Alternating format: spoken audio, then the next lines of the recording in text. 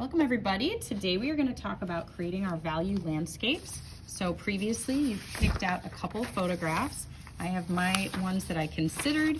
After doing some of my thumbnail sketches, I decided to go with a variation on this sketch. If you notice, my picture has a lot going on. I edited it down and simplified into a couple things that I wanted.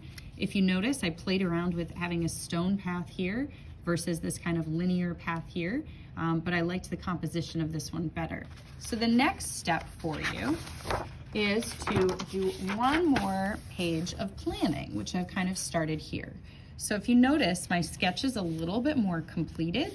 I'm starting to figure out what I want to do more specifically. So I took a little more time with the sketch.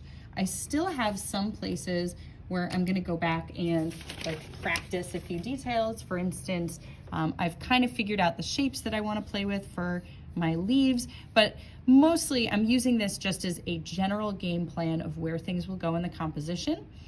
And if you notice, I'm practicing on a colored piece of paper to try and get some of my details down before starting on that final one. I'm also doing some value scales with the colors that I'm planning on using.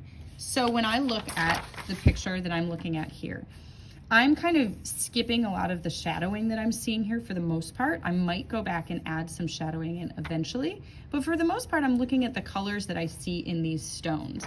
And I see a lot of oranges, yellows, browns, and some grays. So what I did was I picked out a few colors that I felt like were appropriate for those stones. And I started to mess around with them, simply just beginning with taking the color, pressing really, really hard, and then slowly going a little bit lighter, because it gives me the opportunity to see what will happen as the color progresses lighter to darker. If you notice up here, I started playing around with what it will look like for the stone path. Now, if I use for my final paper, brown paper, I can see what it'll look like when I create those different pebbles and I leave some of the areas just completely brown. So basically I'm leaving the brown in between, and I'll start kind of creating these shapes to show the pebbles inside of the path. Personally, I love the way it looks on the brown. I'm also playing around with, if you look at some of these bigger ones, I'll make like a big stone here so you can see. Instead of drawing the full stone, I'm kind of just starting with a mark near the front, and then I'm playing around with the value getting lighter in the back. The benefit of doing it that way with some of your details is all of a sudden it starts to look like there's some depth in the composition. I know from my photograph, at the very end, I'm gonna have it be very dark at this path. So for me, having lighter stones near the front and then having them get darker and darker makes a little bit more sense. I'm basically making it look like there's light shining on these stones from that front view, and it'll fade as it goes in the back.